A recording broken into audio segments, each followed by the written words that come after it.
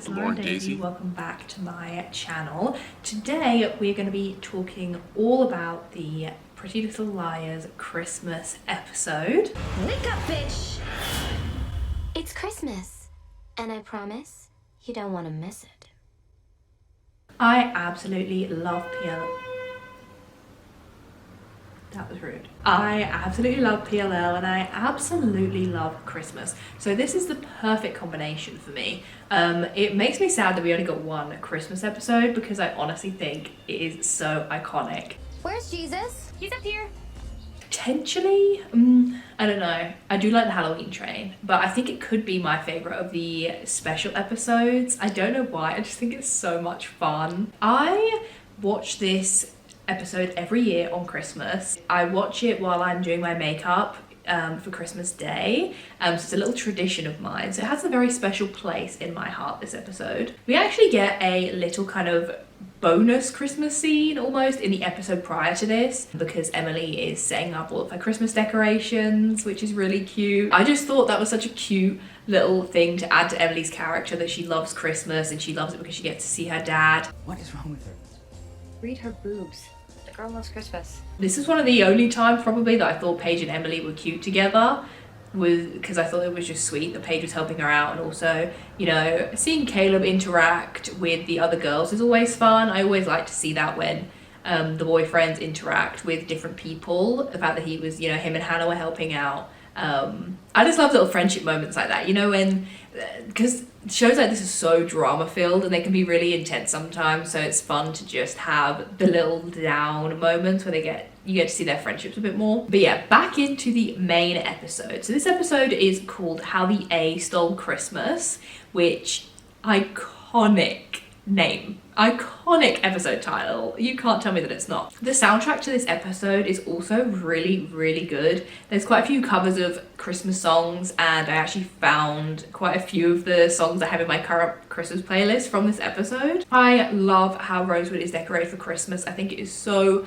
cute the way that like the town center is decorated and all the fun Christmassy things that they get up to. I just really love the vibes. I think, and you know, and it's snowing, and they speak to Santa and all this stuff. It's just, as a Christmas episode, it is done so well. It just feels so classic Christmas. So this episode takes place after the girls discover that Mona is dead. You know, they think that Allison has done it, and also Spencer is on bail because they arrested her under the suspicion of killing Bethany Young. Allison kind of had a role to play in her kind of being a suspect. So the girls and Allison, they are big beefing right now. They are not friends. I always love a flashback. You know, we kind of start this episode with a flashback to Mona and Hannah, which I always think is fun. For me, one of the most interesting parts of Pretty Little Liars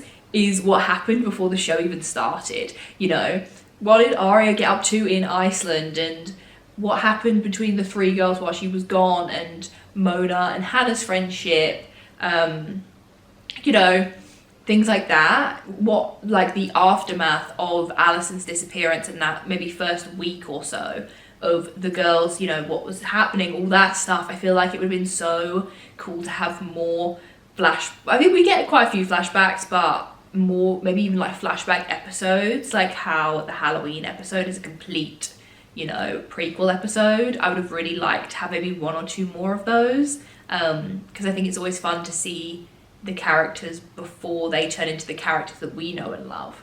Allison is hosting an ice ball. I think it's a charity ball, and none of the girls want to go. Aria even says she would rather dance on dead monkeys than go to Allison's ice ball.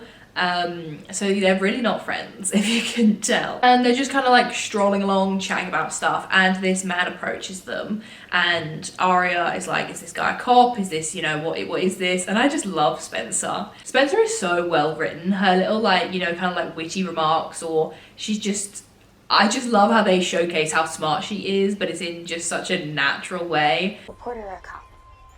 Neither. That pen's too nice. My money's on a lawyer. And he gives Hannah a letter from Mona and blueprints, I think it is, for Ali's house and like her hiding places or something like that. And she says, you know, that if she's reading this letter, then she is dead and she needs Hannah to keep looking and kind of figure out what happened. Hannah's also in her identity crisis phase. At this point, she's got the black streaks in her hair. Ali returning kind of really threw her through a loop. Not only does she now have Allison back, who is a big reminder to her of the kind of darker time in her life, but also Mona is now gone. And Mona, I think, was definitely always Hannah's connection to the side of her that she wanted to present, you know, that like popular girl and the kind of girl that she always envisioned she would be. Mona was there with her through that whole thing, and they were friends during that time. So I think Allison coming back, because Allison doesn't know her as a popular girl, so she's struggling with that and who she used to be when Ali was around, but there's not even that pull to the person that she wants to be because there's no Mona anymore, and she wasn't friends with Aria, Emily and Spencer in that phase of her life. And I think to some degree as well, Hannah feels guilty because she kind of abandoned Mona. They, you know, when Allison came back, it was all, you know, Ali. Everyone just kind of was so focused on Allison that no one really thought about how it would feel for people that did not like Ali for her to come back. You know, they kind of formed this little army against Allison, you know, people like Lucas and Mona and Paige. Obviously the girls missed Allison, but we see it in the flashbacks. That girl was an absolute menace. She was awful to these people, and nobody really checks in on them or cares, especially Emily, who is supposed to be Paige's girlfriend. Like, she gets very defensive when they talk about Allison, and as much as I don't like Paige's feelings, okay, not when she told the police that Allison was alive, because that was shady business, that was dodgy business, but when, you know, when she was trying to talk to Emily about it, and her fears of Allison coming back, I think were very valid, because Allison was horrendous to her, and not only was she awful to her, Paige knows that Emily is in love with her, or at least was at some point. So I think, you know, this is kind of, at least Hannah anyway, starting to kind of realize how I think she feels guilty for kind of how she maybe failed Mona in the past, you know, a few months of their friendship before her death. So they decide, you know, they're going to go to the ice ball, and Aria donates to this Santa for a snow globe, and then when they look at the snow globe, it's got pictures of them in it. Is that not the most iconic thing ever? Like, how would that even happen? It doesn't matter. Doesn't matter. It's it just makes sense. I really loved as well that they chose a kind of story to follow. They went with the Scrooge theme, with Allison obviously being Scrooge, and she's kind of going through her ghosts of Christmas past, present, future, that whole kind of vibe, with Mona. And Mona, she looks so good. She looks so good. She absolutely killed this outfit. There is nothing that I love more than a Pretty Little Liars special intro. Okay, the Halloween one is great, but the Christmas one is so good. You've got like the green and red nails and the like menacing ho ho ho they play in the background, and when it's all snowing like all over the liars.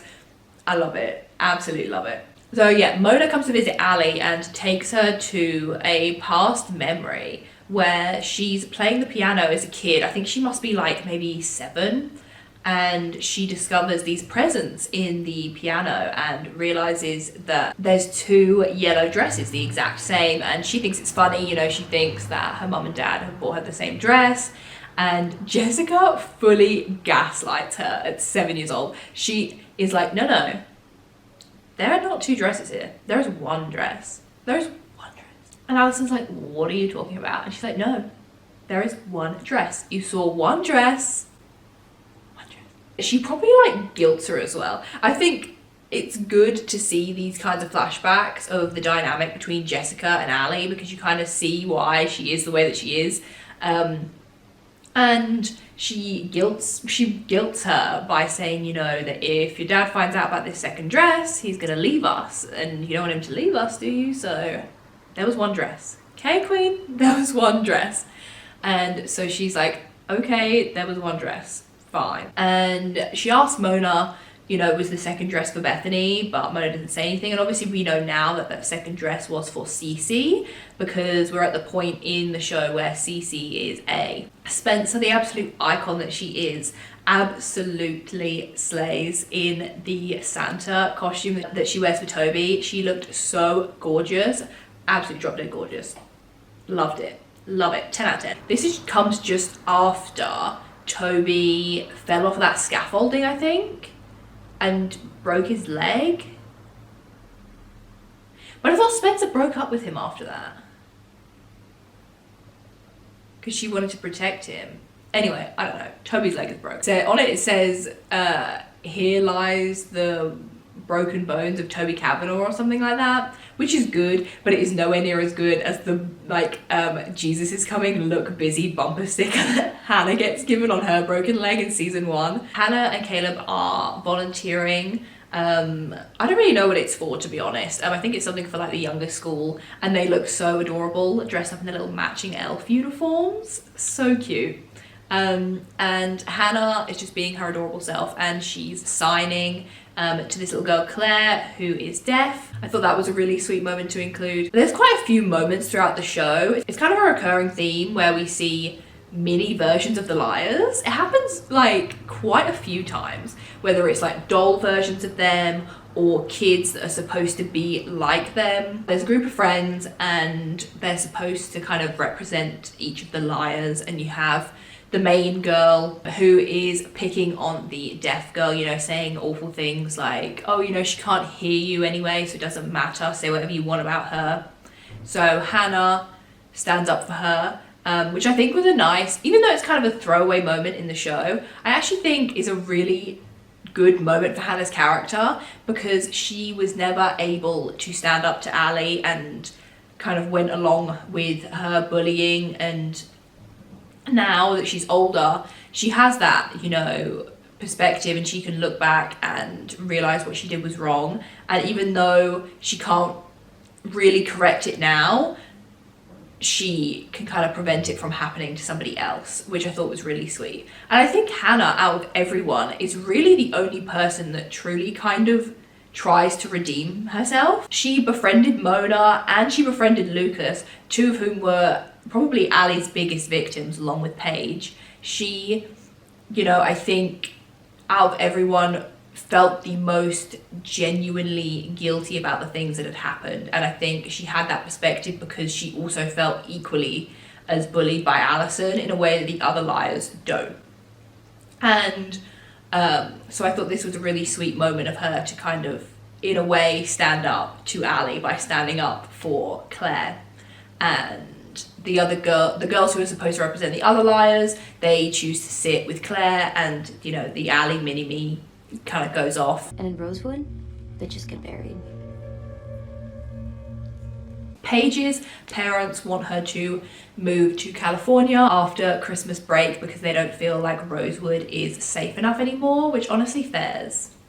This is probably the most dangerous town in the whole of the United States.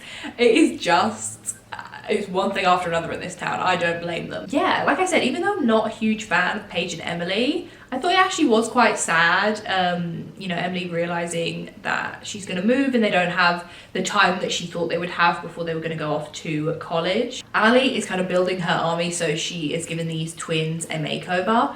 And I feel like this episode, and maybe like 1 or 2 episodes after this, but this episode I think is really good for Ali. It's kind of the last bits of bitchy, iconic Ali that we get, and I hold it dear. I hold it dear to my heart because I think it's quite widely accepted that the writers kind of ruined Allison's character, or at least didn't take her in the way that I think, you know, I think she had the potential for so much more. I'm gonna be doing deep dives on each of the girls, like all of the characters and stuff, so I'll talk about things like that more in my Alison De Laurentiis deep dive.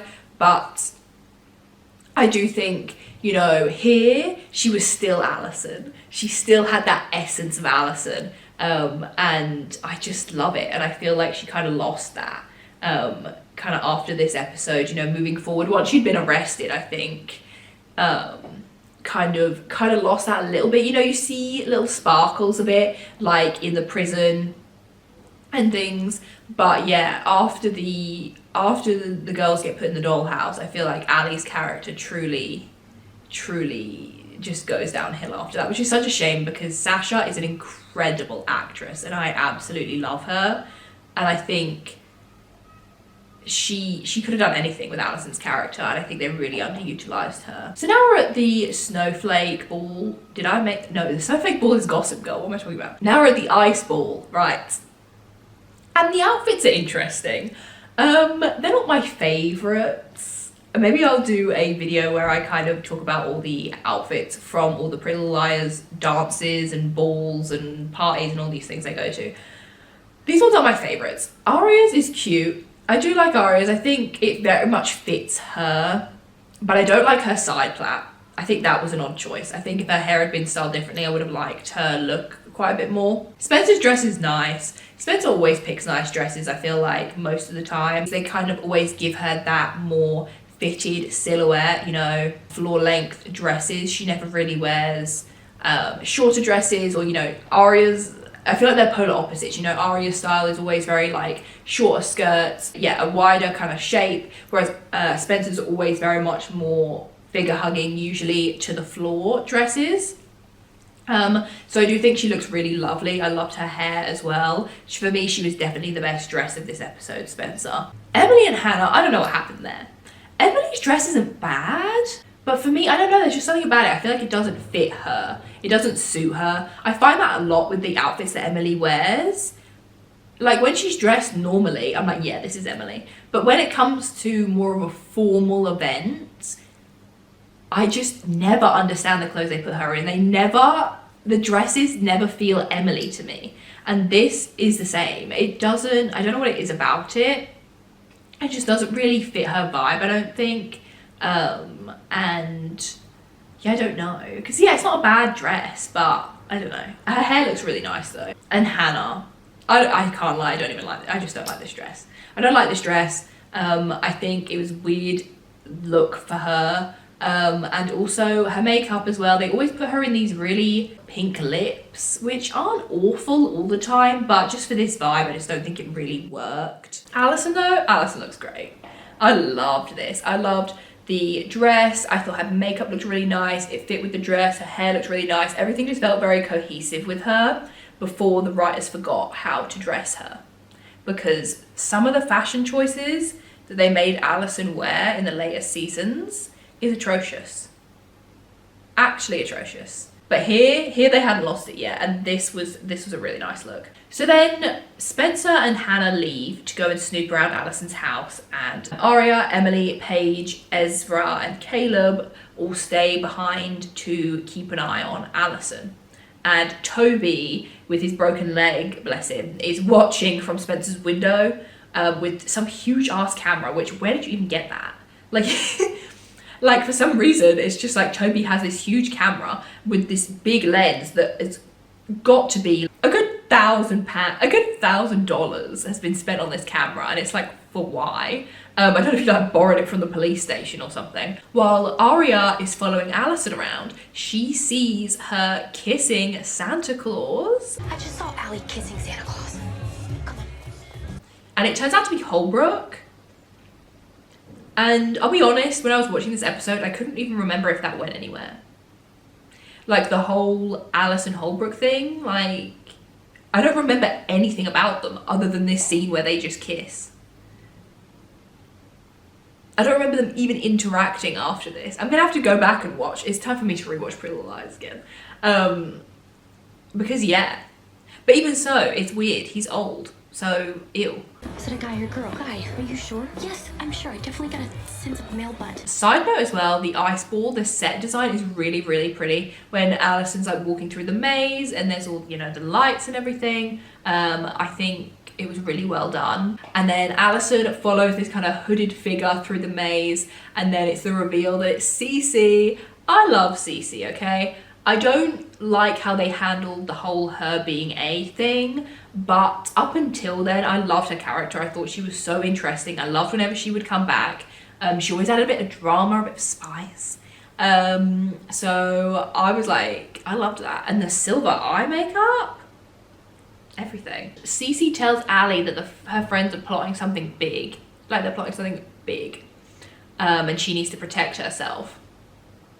And then we cut to Emily goes in and she finds out that Jenna and Sydney were the other two girls. So when Allison came in, it was her and there was 4 girls behind her, 2 of which are obviously the twins we saw earlier.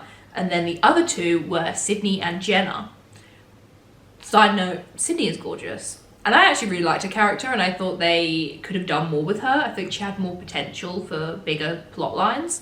And, you know, Jenna says, look, Allison offered to let me be her friend once. You remember? Back when she first met her in the Halloween episode, she was like, you should be my friend. And Jenna said no.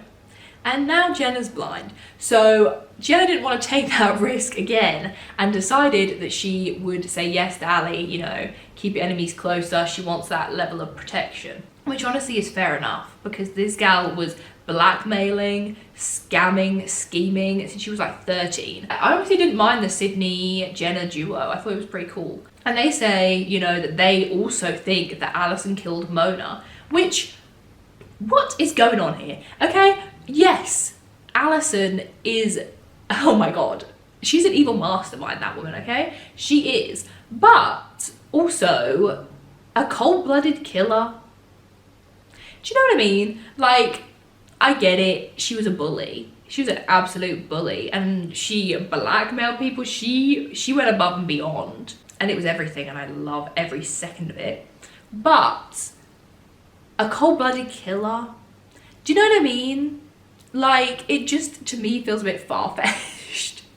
I don't know. Like, I get that she obviously treated people really badly and maybe you suspect her of being A, who knows? I mean, to be fair, she did kill Ian.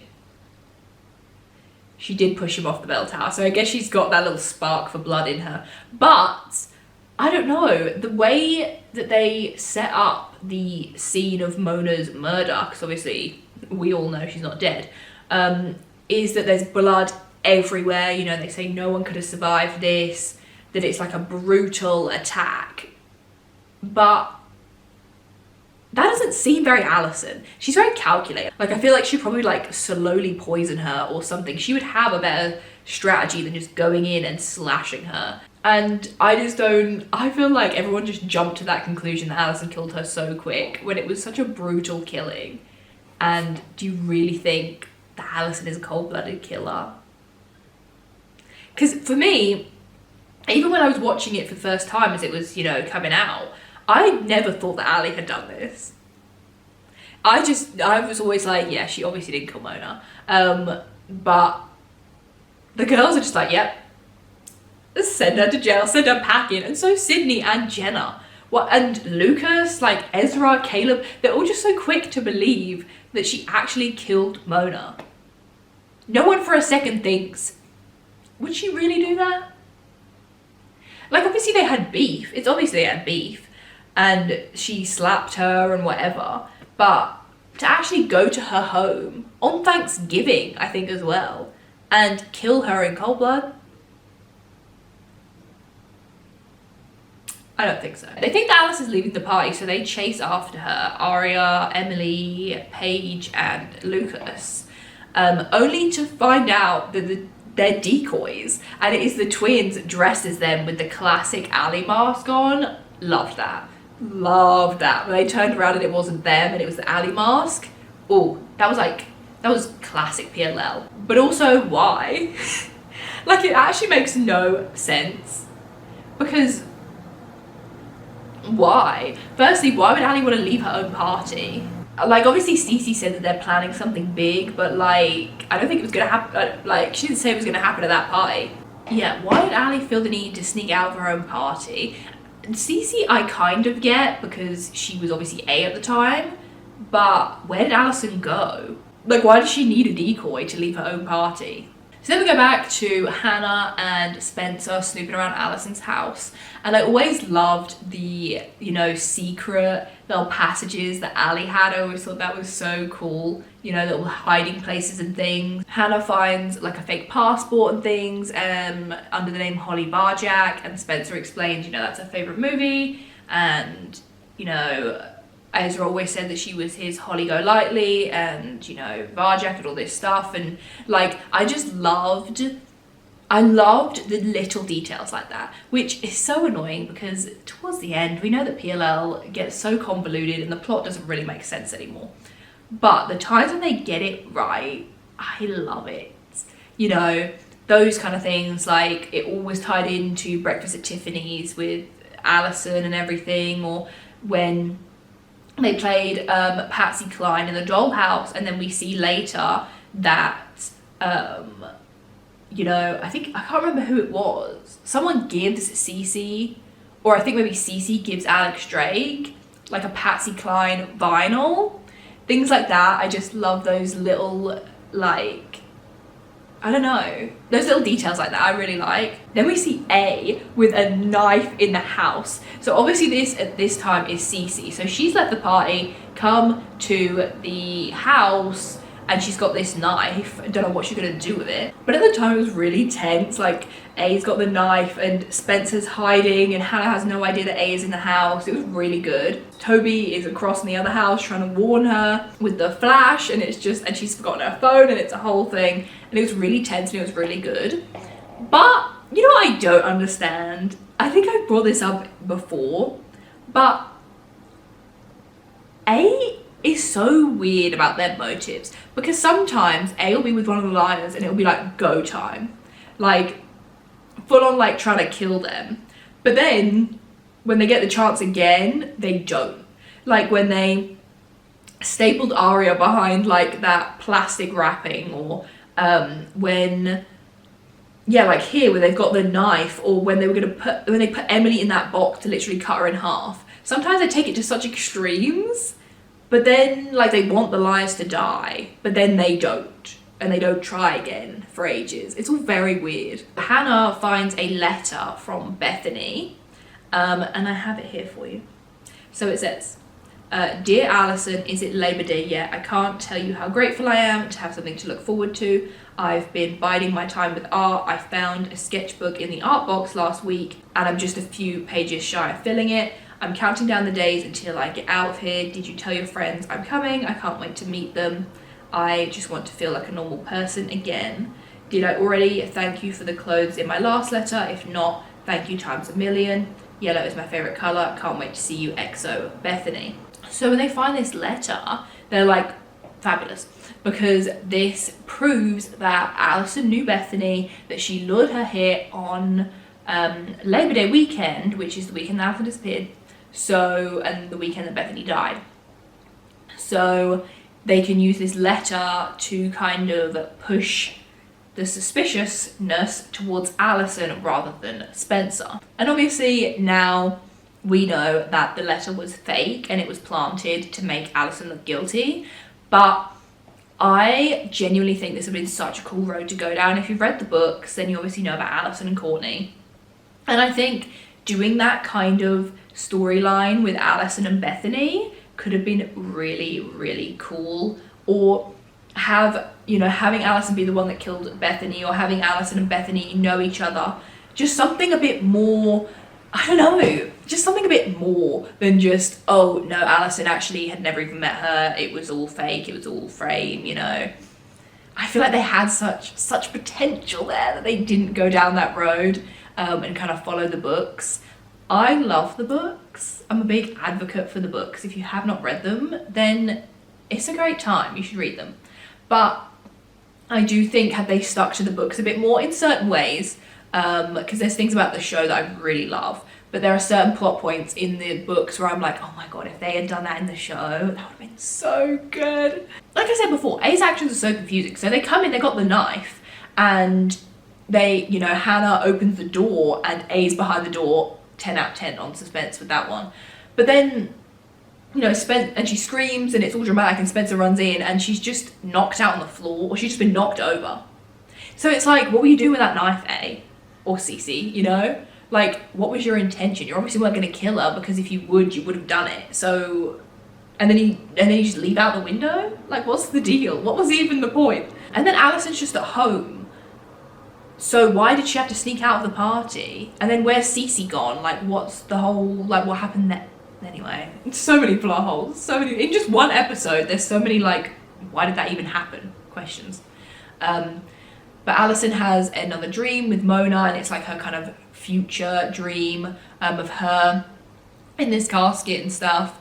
And she speaks to her mum. Honestly, I think all of the dream sequences are pretty good. I'm usually not a fan of like, oh, this is just a dream. But you do actually learn things from them, and I think because we hadn't seen Allie for so long, you know, we've only seen her in flashbacks, I did enjoy in that, you know, that season 5 getting to see more of her and stuff like that, so I didn't mind so much that it was like dream sequences. Then we have that the girls are now snowed in because there's a blizzard, so they have to spend Christmas together at Spencer's, which I thought was really cute. I just, like I said, I love friendship moments. I think it's so sweet. So they're all in their cute little Christmassy pajamas. They all have Christmas dinner together and stuff like that, which I really loved.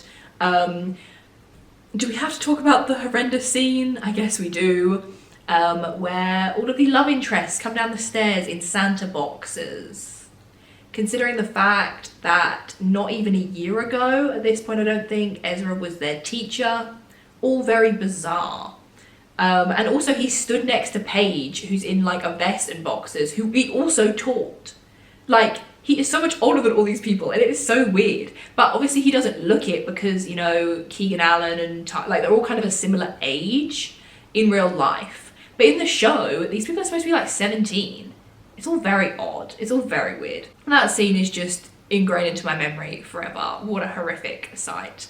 And also, like, even without Ezra being there and it being weird because he's old, it's still just a weird scene anyway. But whatever. So they're all having dinner together. They're all laughing and stuff. And it's really sweet and cute. But then you see Allie, you know, kind of like come up to the window and see them all having dinner together. And it is quite sad because at this point, I understand that she has kind of burned a few bridges with the girls and with everyone in her life, but her mum is just died. And it's Christmas and Jason's not there and her dad's not there and she's just all on her own, and it is quite sad actually. And then finally they all go out into the garden because it's, you know, snowing or whatever. There's this huge Christmas tree and it's all lit up, and then on the barn in lights it spells out Merry Christmas bitches, A. I tell you, the peak of TV. I love Pretty Little Lies so much, and it's because of like moments like this where I'm just like, I love this show. I love this show so much. That is one of my favorite scenes, and that's kind of like the final scene, and it's just so iconic. And yeah, that is how the episode finishes. Love it. Love it. So good. The Pretty Little Lies Christmas episode is definitely one of my favorite Pretty Little Lies episodes. I'm toying with the idea of ranking all of the Pretty Little Lies episodes, but that would be quite the undertaking, but we'll see. But this is definitely up there. This is definitely one of my favorites. I love it. I just think it's so fun, and it's got such good memories for me. Like I said, watch it every year to get in that Christmassy feeling on Christmas Day. That is it for today's video. Do you have any Christmas traditions like that? Do you like the Christmas episode? I will see you guys in my next video. Happy holidays. Yeah, bye.